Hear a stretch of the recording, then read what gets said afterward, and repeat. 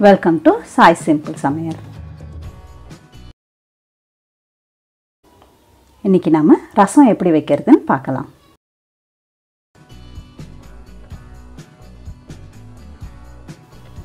தேவையான பொருட்கள்: ஒரு எலுமிச்சை அளவு புளி, 1 டேபிள் ஸ்பூன் சீரகம், 1 டேபிள் ஸ்பூன் மிளகு, 5 பல்லு பூண்டு, 1/4 ஸ்பூன் மஞ்சள் தூள், 1/4 ஸ்பூன் பெருங்காயத்தூள், 3 தக்காளி நல்லா பழமாக எடுத்துக்கோங்க, 1 பச்சை மிளகாய், 1 டேபிள் ஸ்பூன் துவரம்பருப்பு. இதை கழுவி புளி ஊற வைக்கும் போதே நான் ஊற வச்சுட்டேன். இது சேர்க்கும்போது நமக்கு பருப்பு ரசம் டேஸ்ட் கொடுக்கும். புளியை நான் 15 நிமிஷம் ஊற வச்சு 2 கப்பு தண்ணி சேர்த்து நல்லா கரைச்சி வடிகட்டி எடுத்து வச்சுருக்கேன். ஒரு கைப்பிடி அளவு கொத்தமல்லி. ரசம் தாளிக்கிறதுக்கு கடுகு, 2 காஞ்ச மிளகாய், 1/2 ஸ்பூன் சோம்பு, கொஞ்சம் கருவேப்பிலை. இப்போது மசாலா ரெடி பண்ணுறதுக்கு மிக்ஸி ஜாரில் மிளகு, சீரகம், பூண்டு, பச்சை மிளகாய், ஊற வச்சுருக்க துவரம்பருப்பு, இது எல்லாத்தையும் சேர்த்து கொரகொரப்பாக அரைச்சி எடுத்துக்கோங்க. நைஸாக அரைக்கக்கூடாது, இந்த மாதிரி அரைச்சி எடுத்துக்கோங்க. இப்போது கரைச்சி வச்சுருக்க புளி தண்ணியில் தக்காளியை சேர்த்துடலாம்.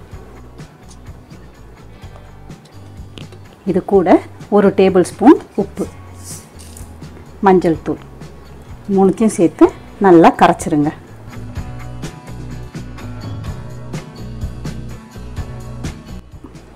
இப்போது ரசம் எப்படி தாளிக்கிறதுன்னு பார்க்கலாம். ஸ்டவ்வில் கடாய் வச்சு கடாய் சூடானதும் 1 டேபிள் ஸ்பூன் எண்ணெய் சேர்த்துக்கோங்க. எண்ணெய் சூடானதும் அதில் கடுகு, காஞ்ச மிளகாய், சோம்பு சேர்த்துடலாம்.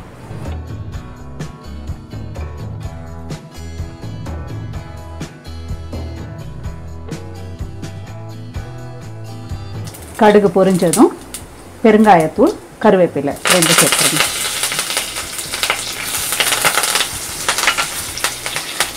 இது கூட நம்ம அரைச்சி வச்சுருக்க மசாலாவை சேர்த்துடலாம்.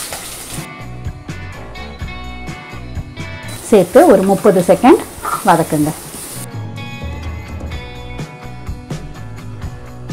இது கூட கரைச்சி வச்சுருக்க புளி தண்ணியை சேர்த்துடலாம்.